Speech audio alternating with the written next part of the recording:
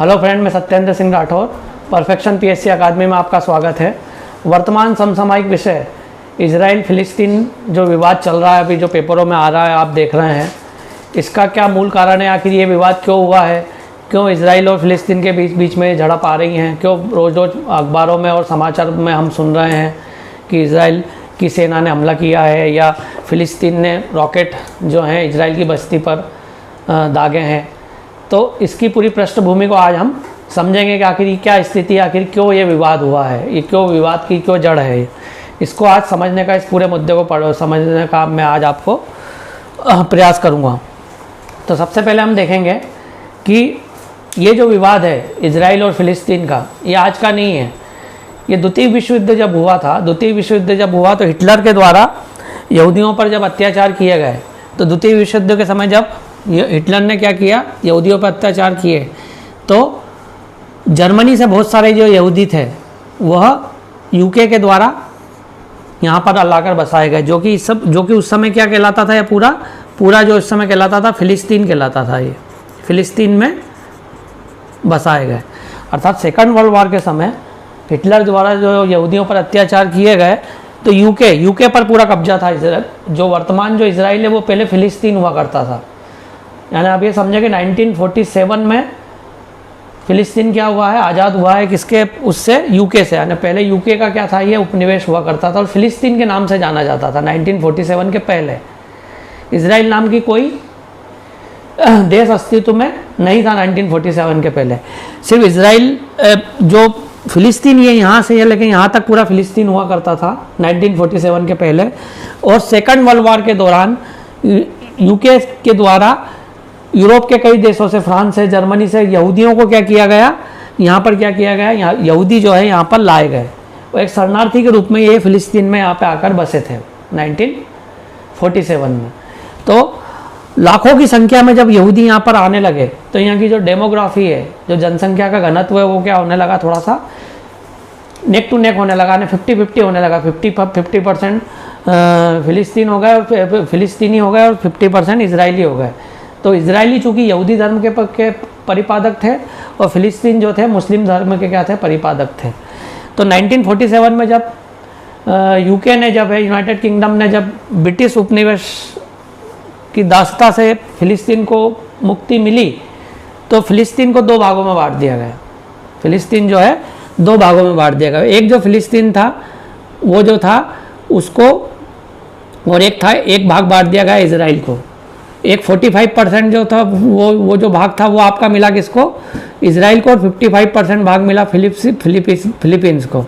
और एक जो क्षेत्र था यरूशलेम जो क्षेत्र था वह यूएनओ ने अपने पास में रखा, और यूएनओ ने इसे अपने पास में रखा, ना वह फिलिस्तीन के पास गया ना ही वह इजराइल के पास गया। तो ये जो 1947 की स्थिति है कि लगभग आधा हम मान सकते हैं कि 50-50% जो क्षेत्र है इजराइल और फिलिस्तीन को क्या किया गया, मिला। और ये जो देश था 1948 में क्या हो गया, अस्तित्व में आ गए, 47 में आज़ाद होने के बाद। तो अस्तित्व की जब लड़ाई हुई 1947 में, जब ये दोनों देश अस्तित्व में आए, तो यहूदी जो बस्तियां थी यहाँ पर पूरे फिलिस्तीन में क्या होने लगी, बसने लगी। तो जितने भी मुस्लिम कंट्रीज़ वाले देश है, जैसे जॉर्डन है, सऊदी अरब है, मिस्र, ये अपना इजिप्ट है, इनकी एक संयुक्त सेना ने 1948 में हमला किया इजराइल पर। किंतु इजराइल ने 1 वर्ष के युद्ध के पश्चात संयुक्त सेना को मुस्लिमों के हरा दिया, और इजराइल और जो फिलिस्तीन के बहुत बड़े भाग पर क्या कर लिया, कब्जा कर लिया। फिर 1967 में एक और युद्ध हुआ। उस युद्ध को 6 दिन में इजराइल ने क्या जीत दिया, अरब कंट्रीज से जीत लिया, और उसमें लगभग 70% जो भाग है इस पूरे फिलिस्तीन का इजराइल के कब्जे में 1967 में आ गया। फिर 80 के दशक में भी लड़ाई हुई, 90 के दशक में भी लड़ाई हुई, 2014 में भी एक निर्णायक लड़ाई हुई।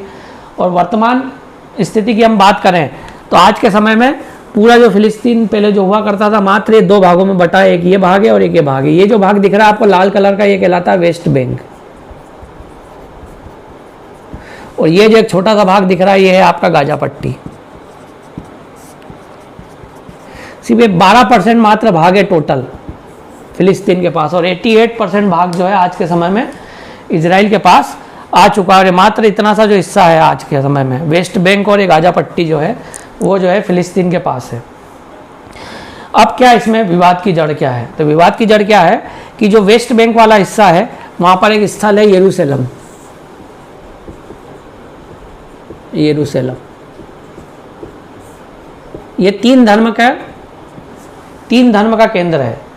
यहाँ पर ऐसा माना जाता है कि यहूदियों का भी ये पवित्र स्थल है। यहूदी की यहाँ पर एक वेस्टर्न वॉल है, वेस्टर्न एक दीवार है वहाँ पर, जिस दीवार की ओर मुंह करके क्या करते हैं यहूदी लोग प्रार्थना करते हैं और इस दीवार में अपनी मुराद को क्या कर देते रख देते हैं। तो ऐसा माना जाता है लिख के कि वो पूरी हो जाती है। तो इस यरूशलेम वाली जगह में एक इनकी वेस्टर्न वॉल है। एक मुस्लिमों का यहाँ पर एक अल अक्स मस्जिद है, एक जो कि बहुत ही पवित्र है। अल अक्स मस्जिद जो है मुस्लिमों की जो पवित्र है, मक्का और मदीना के बाद तीसरी जो सबसे विश्व में मुस्लिमों की पवित्र मस्जिद है वो अल अक्स है, वो भी यहीं पर है यरूशलेम में। इसके अलावा ईसाई धर्म के परिपादक या परिवर्तक प्रभु ईसा मसीह को सूली पर जो चढ़ाया गया था वो भी इसी जगह पर चढ़ाया गया था। तो तीन धर्म का केंद्र है ये। ईसाइयों का भी पवित्र स्थल है, मुस्लिमों का भी पवित्र स्थल है और यहूदियों का भी क्या माना जाता है? पवित्र स्थल माना जाता है। तो यरूशलेम को लेकर विवाद है। यरूशलेम पर चूंकि 1947 में यूएनओ का कब्जा था, लेकिन वर्तमान समय में फिलिस्तीन भी इसको अपनी राजधानी मानता है और इजराइल भी अपनी राजधानी यरूशलेम को ही मानता है। तो दोनों जो देश है यरूशलेम को लेकर क्या होते हैं? आपस में झगड़ते हैं कि इस पर हमारा कब्जा है। अब एक स्थिति आई कि भी कुछ समय पहले इजराइल के सुप्रीम कोर्ट ने एक आदेश दिया कि ये वेस्ट बैंक के एक बहुत बड़ा हिस्सा है जिसको बोला जाता है शेख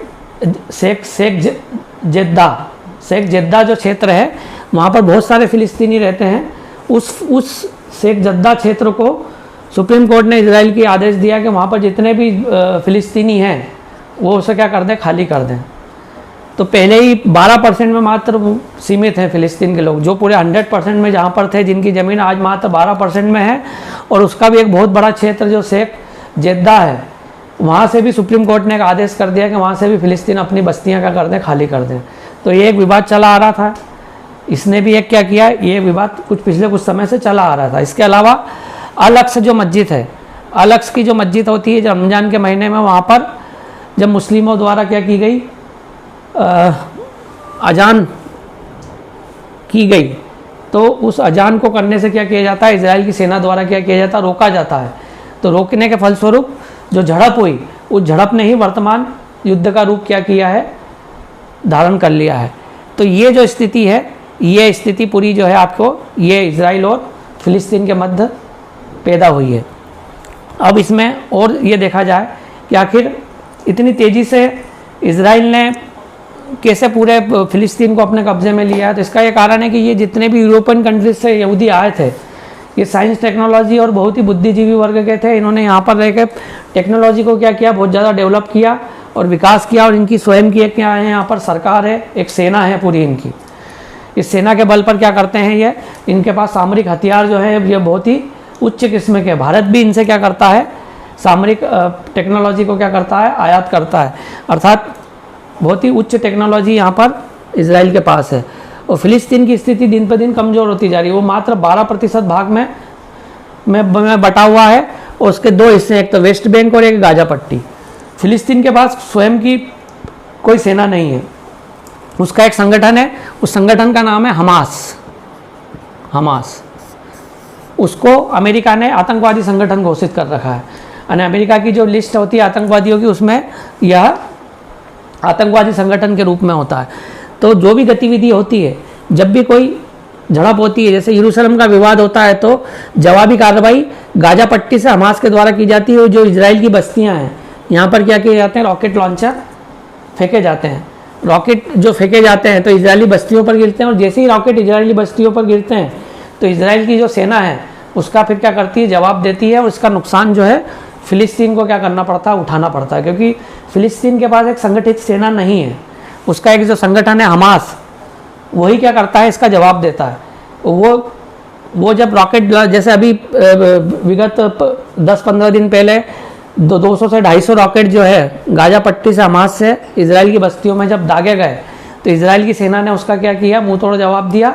और ये जो हिस्से हैं अपना जो वेस्ट बैंक के जो हिस्से हैं, इन बहुत सारे हिस्सों पर क्या करने लगा है? धीरे धीरे इजराइल और अब कब्जा करने लगा है। अभी एक 13 मंजिला जो इमारत है उसको भी क्या किया, नेस्तनाबूद कर दिया है।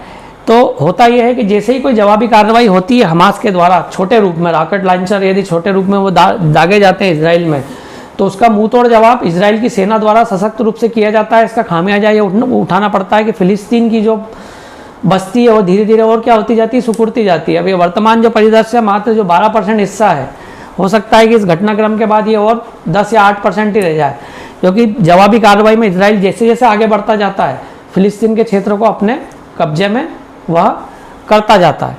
तो ये स्थिति है। अब वर्तमान परिदृश्य में भारत की स्थिति की हम बात करें तो भारत की स्थिति दोनों पक्षों को साथ के चलने की है।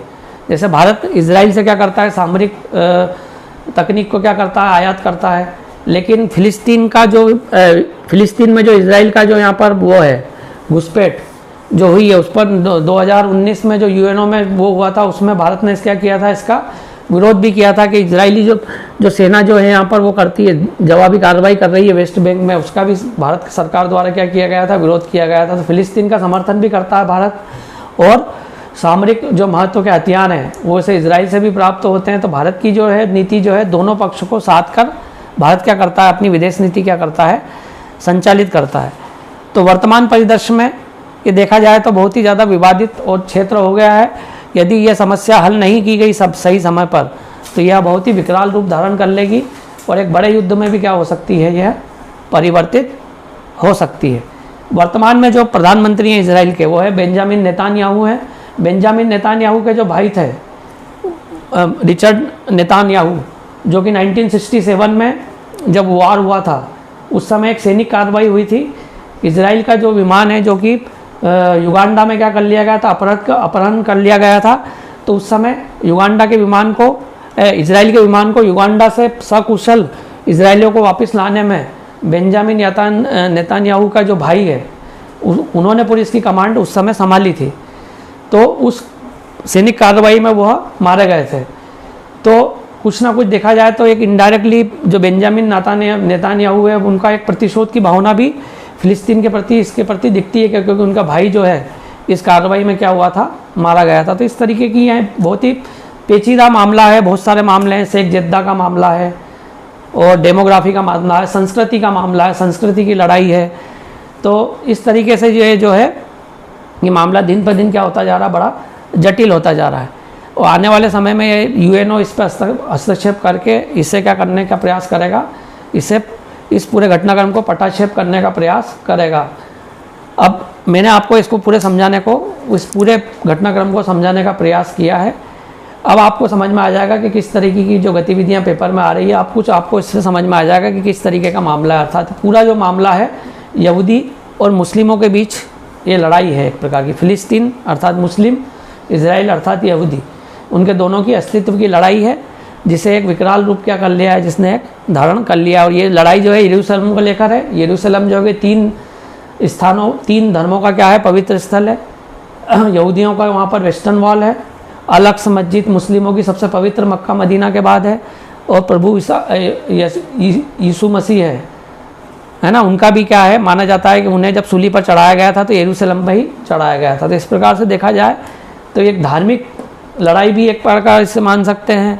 इसके अलावा अस्तित्व की लड़ाई भी मान सकते हैं, भूमि की लड़ाई भी मान सकते हैं, प्रतिशोध की लड़ाई भी मान सकते हैं। कई तरह के मुद्दे इसमें क्या हैं, इन्वॉल्व हैं। तो ये था आज का समसामयिक विषय। और कोई नया विषय होगा तो उस पर हम फिर एक नया वीडियो लेकर हाजिर होंगे। तब तक के लिए धन्यवाद। जय हिंद।